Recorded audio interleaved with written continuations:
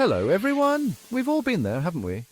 Staring at our inbox, composing an important email, and suddenly feeling like we've morphed back into awkward teenagers. Is it too formal, too casual? Will they understand what I'm actually trying to say? Well, fret no more. Today we're banishing those email anxieties and transforming you into email extraordinaires. Okay, let's address the elephant in the inbox. Hey is perfectly lovely for catching up with your mates about last night's Strictly results, but in the hallowed halls of the professional world, it's like wearing your pajamas to the office, comfy, familiar, but not quite the right message. Instead of that overly casual, hey, why not try a more polished approach?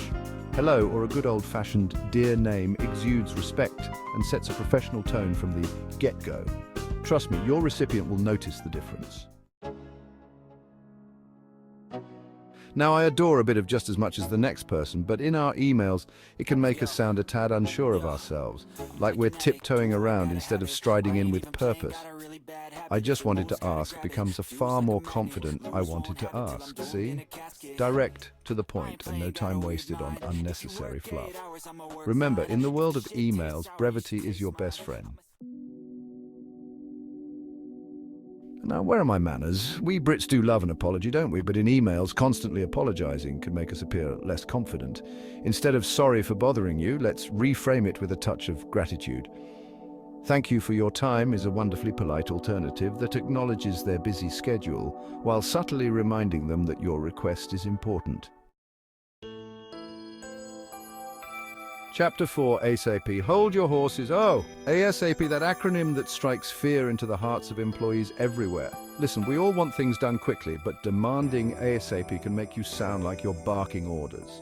Instead, let's try a more measured approach. At your earliest convenience conveys urgency, while also respecting their time and workload. It's all about finding that balance, isn't it?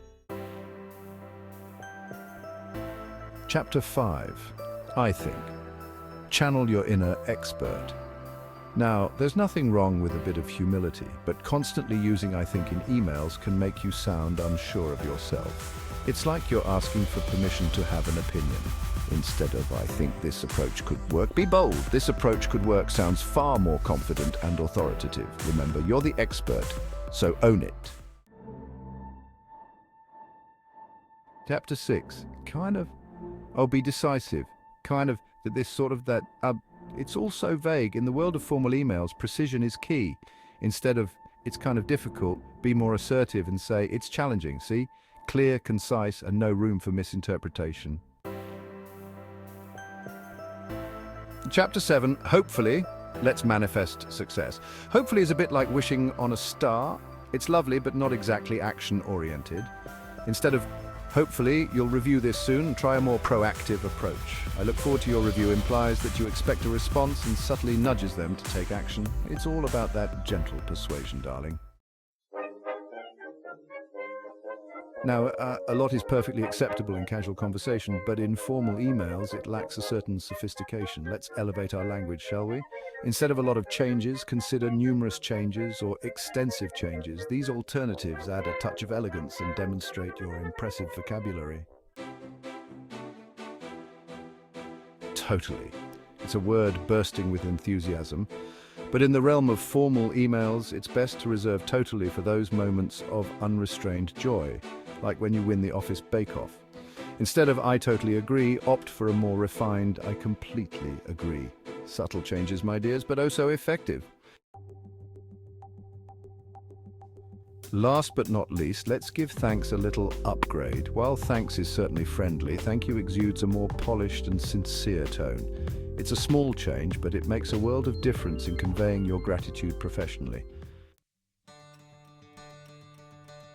So there you have it, 10 simple swaps to instantly elevate your emails from May to magnificent.